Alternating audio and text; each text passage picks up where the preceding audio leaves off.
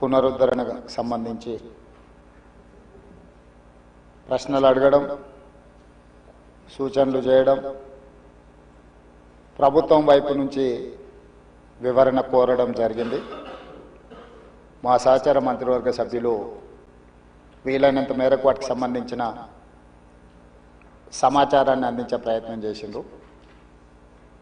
శ్రీధర్ బాబు గారు అందించిన సమాచారానికి అదనంగా కొంత ఇలాంటి శాఖ నేనే ప్రత్యక్షంగా నిర్వహిస్తున్నా.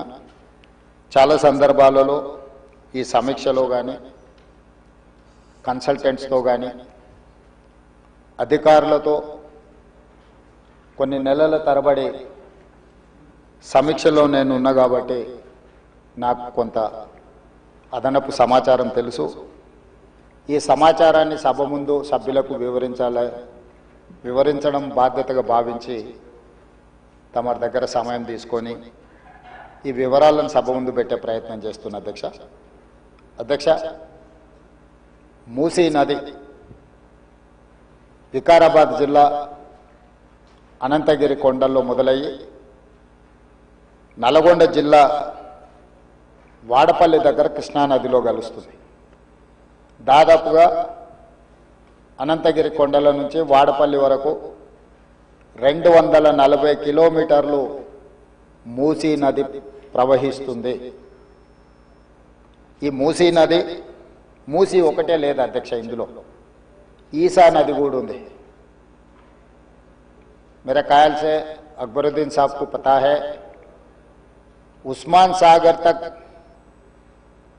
सागर से नीचे भापू घाट तक मूसी नदी आएंगे. हिमायत सागर के ऊपर ईसा नदी है, वो नदी आके बापू घाट में, ये दो नदियों का संगम, इसीलिए बापू घाट वहां बनाए.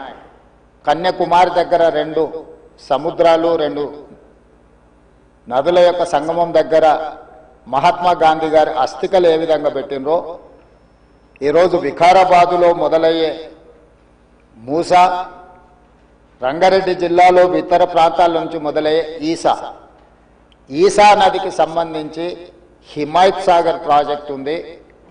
మూసీ నదికి సంబంధించి ఉస్మాన్ సాగర్ ప్రాజెక్ట్ ఉంది, అంటే గంటిపేట ప్రాజెక్ట్. ఈ 2 నదులు వచ్చి లంగరౌజ్ దగ్గర ఏదైతే బాపు ఘాట్ ఉందో అక్కడ ఈ 2 నదులు కలుస్తాయి. ఆ 2 నదుల కలయిక దగ్గరనే మహాత్మా గాంధీ గారి అస్థికలను పెట్టి బాపు ఘాట్ను నిర్మించడం జరిగింది. అధ్యక్ష, ఈరోజు నాగరికత నదీ పరివాహక ప్రాంతంలోనే పెరిగింది. ప్రపంచంలో ఏ నగర విస్తీర్ణమైన ఏ ప్రజల యొక్క నాగరికత అభివృద్ధి చెందిందంటే నదీ పరివాహక ప్రాంతంలోనే మానవుల యొక్క నాగరికత అభివృద్ధి చెందింది. నదీ పరివాహక ప్రాంతాలలోనే గ్రామాలు కానీ పట్టణాలు కానీ నగరాలు కానీ నిర్మించడం జరిగింది. ఈ నదీ పరివాహక ప్రాంతంలో నిర్మించిన గ్రామాలు మనకు ప్రతి ఊరిలో ఊరు కానుకొని చెరువు ఉంటుంది. ఊరి యొక్క తాగునీరు సాగునీరు అవసరాలు తీర్చడానికి పట్టణాలలో కూడా మీరు పెద్ద పెద్ద లేకులు చూసారు. ఈరోజు హైదరాబాద్ నగరంలో కూడా కాకతీయుల నుంచి మొదలు పెడితే కులీ కుతుబ్ షాయిలు నిజాం వరకు ఈ ప్రాజెక్టులను నిర్మించడం ద్వారా ప్రజల యొక్క సాగునీరు తాగునీరు అవసరాలను తీర్చడమే కాకుండా పరిశ్రమలను ఏర్పాటు చేయడానికి కూడా ప్రణాళికబద్ధంగా ఆనాటి కాకతీయ సామ్రాజ్యం నుంచి మొదలు పెడితే చివరి నవాబ్ నిజాం నవాబు వరకు కూడా ఈ నదుల యొక్క పరివాహక ప్రాంతంలోనే ప్రాజెక్టులను కట్టడం జరిగింది. ఈరోజు మంజురా నది ఉండొచ్చు, నిజాం సాగర్ ఉండొచ్చు, లేకపోతే ట్యాంక్ బండ్ ఉండొచ్చు, ఉస్మాన్ సాగర్ ఉండొచ్చు, హిమాయత్ సాగర్ ఉండొచ్చు. వరదలను నియంత్రించాలి.